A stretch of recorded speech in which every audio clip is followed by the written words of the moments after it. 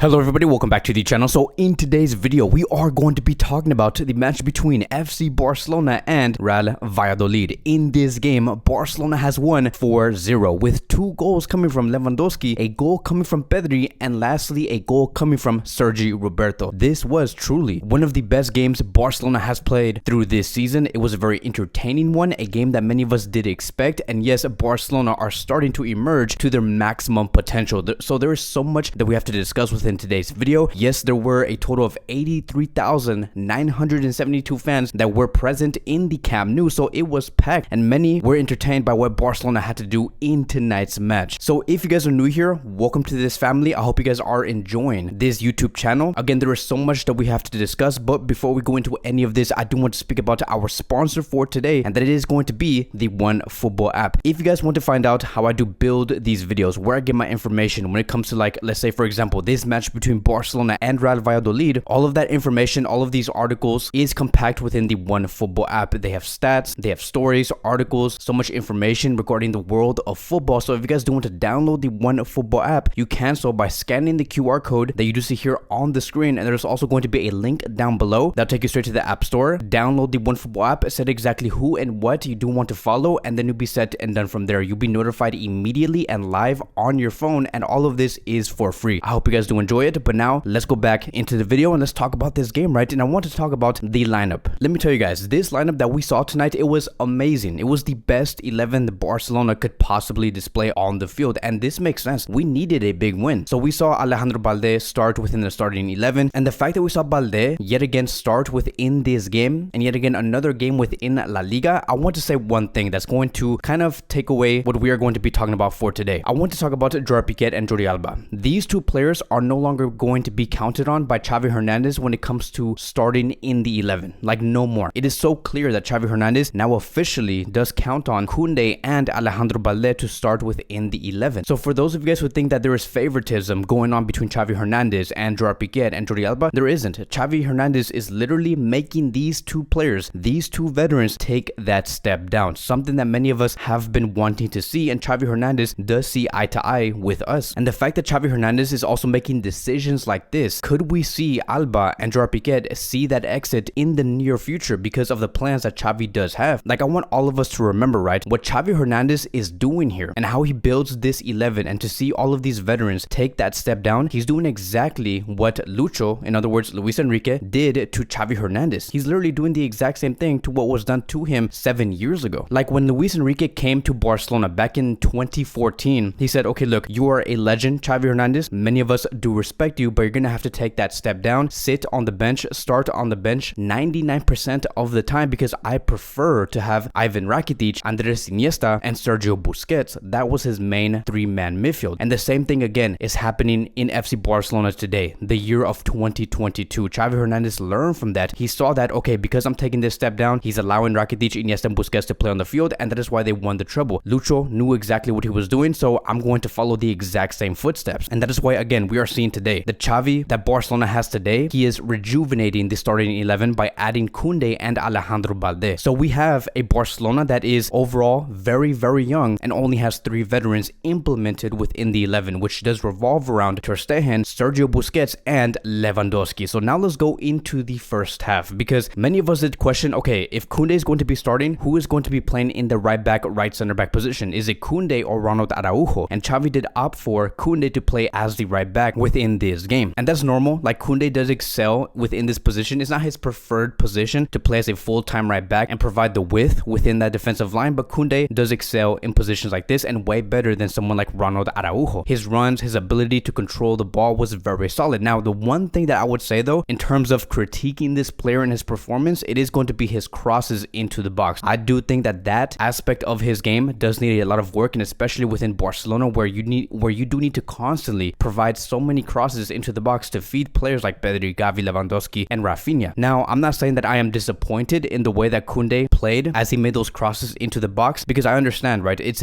is his first game. He does not really know these players, like when it comes to Lewandowski, Dembélé, Pedri, Xavi, and also Rafinha. So I really do understand. You can just get a sense that, okay, Koundé just needs to know exactly where these players prefer to have the ball inside the box, because we saw Koundé attempt that, but sometimes those crosses were a little too forward, a little too back. He just seemed off off rhythm with the other players, and that is again okay, but defensively he was very solid. And overall he had a great first half. One of the best moments that he had within the first 45 minutes was Dembele making that slick pass behind him and having Koundé overlap, and then having Koundé receive the ball and make that run into the final third. That was again one of his best moments. And so going back to Barcelona as a collective, Barcelona were dominant. They had the work ethic. They were extremely fast. You look at the stats here, we can see that they had a total of 12 shots in total in the first half, 3 big chances, and 66% possession. You compare that to what Real Valladolid did have. They did have a total of 2 total shots, 0 big chances, and that is basically it, and less than 35% of the possession. So the way that Barcelona has approached this team on the field, we were like, okay, finally, like this is exactly what many of us have been expecting, is to see a very hyperactive Barcelona, a Barcelona that wants the ball very fast. Another great thing that we did see about Barcelona was that they cycled the ball very fast. It started with Eric Garcia receiving the ball, him distributing the ball into the midfield, and then the midfield feeding those balls to Rafinha, which is why we saw Rafinha being so of a protagonist in that final third, and especially on that right side. Rafinha created so much within a span of 15 minutes, and there are stats out here when it comes to Rafinha that within the first 15 minutes of Rafinha in the first half, he has created 4 chances, 1 big chance, he has completed 2 dribbles, and won 3 out of 3 duels. So you can see that Rafinha was so effective on the right side, and he constantly had the ball, mainly because the midfield was well feeding that player. So he had a spectacular game. Barcelona were very inspired to score, and Rafinha was the face of that within the first 45 minutes. He is easily becoming one of the best Barcelona players within this squad, one of the most favorite players within this fan base, and I can't wait to see what Rafinha could do in the future. Now let's move on towards the actual goals, because Lewandowski did, yes, score 1 goal and made space for the other, and let's talk about that, right? Because when it comes to the first goal, it was a phenomenal assist coming from Rafinha, and I don't know if you guys have noticed, but the way that Rafinha made that assist, Lewandowski was asking for the ball to come in that way. His ability to see that pass in order for him to get that ball was something that many of us did not even see. Like, we never see what Lewandowski is trying to do, mainly because he sees things that no defender, not even us, can't see. So he does have all of the qualities that the best number 9 in the world does have, which is why Lewandowski is the player that he is today. He is the best number 9 in the world. And in order for Lewandowski to even score a goal like this with a pass this sharp, you needed a precise crosser, which is why we saw Rafinha becoming that player to make that assist. And then the moment we saw Lewandowski making contact with that ball, it was pure Ibrahimovic. It was a pure acrobatic type of goal. Like, his way of seeing those passes and asking for those passes, and then him making those type of tap-ins, it is just amazing. It is world class. Like,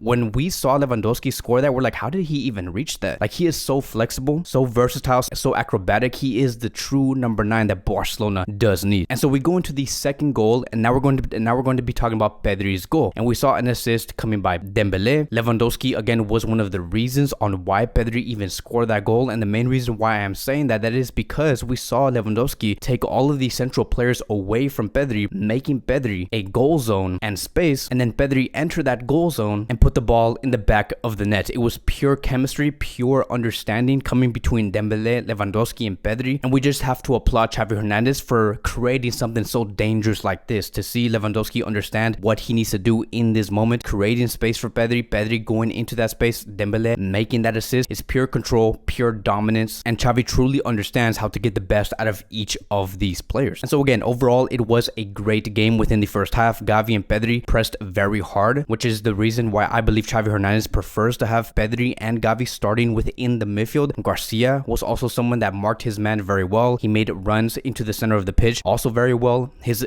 ability to distribute those passes with his left foot and also his right foot, not many center backs can actually do something like what Eric Garcia does on the pitch in terms of distributing the ball. So Eric Garcia is one of the best in terms of what he does best on the pitch. We go into the second half and we saw the exact same starting 11. There were no changes. Barcelona continued to dominate on the field, and one thing that I have noticed when it comes to Barcelona's game is it's going to be this. Like, previously I was talking about how Barcelona were so poor in terms of every time they lost the ball, they failed to organize and become a unity in order to regain the ball within a span of 4 to 5 seconds. In this game against Real Valladolid, Barcelona have done exactly that. Every time they lost the ball, players like Pedri, Gavi, Ansu, Dembele, Rafinha, Lewandowski, Ferran Torres, Busquets, Koundé, Ronald Araujo, all of these players were regaining the ball extremely fast within a span of 5 to 6 seconds, and they were very organized. So you can see that Xavi Hernández was really working on these players to create something something like this. And especially again, when it came to Pedri and Xavi, those two players are just monstrous when it comes to pressing the opposition. Valladolid were really paying the price for having Pedri and Xavi on the field. And also, it did not take that long for Barcelona to find that third goal. On the 65th minute, we saw Lewandowski find his second goal. And no, it was not a tap-in. No, it was not a header. It was a back heel goal. Like, oh my God. Like, when I saw this goal, I was just like, no way. Like, did Lewandowski really just do that? Like, I was looking at Twitter, I was looking at Instagram to see the reactions, and everyone was asking, how did Lewandowski even score a goal like this? For him to make a back heel goal, having the ball curve into the net was just something that you would see in a movie. Like, it almost did not seem even real. So we saw Dembele make yet again another through ball to Lewandowski. Dembele again becoming that extreme generator in terms of creating those chances on the pitch. Lewandowski easily finishes that opportunity, and again, it was just a world-class goal. You look at the goals that Lewandowski has been scoring with Barcelona and his importance, his leadership. When we talk about how much Barcelona has paid for this player, which was around 50 million euros, yes, it is true. Joan Laporta and Mateo Lemon have underpaid for Lewandowski. And I remember many were saying, even the Barcelona fans, that were saying, how are we going to be paying 50 million euros for someone who is 34, almost turning 35 years old? Like, Barcelona's getting ripped off. Well, here it is. This is the reason why Barcelona have paid 50 million euros. And yes, they have underpaid. Lewandowski is the most important player for Xavi's Barcelona. Like, at this point, at this rate, if he keeps going like this within this form, he's probably going to come out within this season winning the Pichichi for La Liga, scoring 40 plus goals in all competitive competitions. This guy here is a monster of a number 9 for this club. But of course, none of this would have ever happened if it wasn't for Barcelona's collective effort. Valladolid also had some chances. This is another very important moment for this club, because another thing that I also don't want to talk about was when, yes, Valladolid had those chances. Yes, we saw Ter Stegen and Koundé save the ball from going inside the net. It could have been easily 3-1. I remember immediately when we saw Ter Stegen and Koundé save the ball and take the ball away before it comes into the back of the net, they were screaming at each other saying, vamos, let's go. This is how we do it. Let's keep going, with a lot of energy. Like, that was a moment where it told me that, okay, this is the state of mind of many of these players. Like, these players are very energetic. They're determined to win. The confidence that they have, and especially with Ter Stegen screaming at his players, believing in himself after almost again making that a 3-1 situation, that was something that I really did like and admired coming from the back line and the goalkeeper. And so that's basically it, right? Like, we saw Ansu Fati, Sergi Roberto, Frankie de Jong come in, Rafinha, Ronald Araujo came out, Xavi came out, and then we ended with Barcelona scoring that fourth goal with a goal coming from Sergi Roberto, which was probably Barcelona's easiest goal to score. And again, that's going to be it. It was a world-class performance from Barcelona overall. Yes, Lewandowski was the man of the match, and let's continue to build from here, because I only see Barcelona getting even better. But that is going to be wrapping up today's Barcelona post-match review. Thank you guys so much for watching. If you guys are new here, welcome to the channel. Please like, subscribe, comment, and I will see you guys in the next video.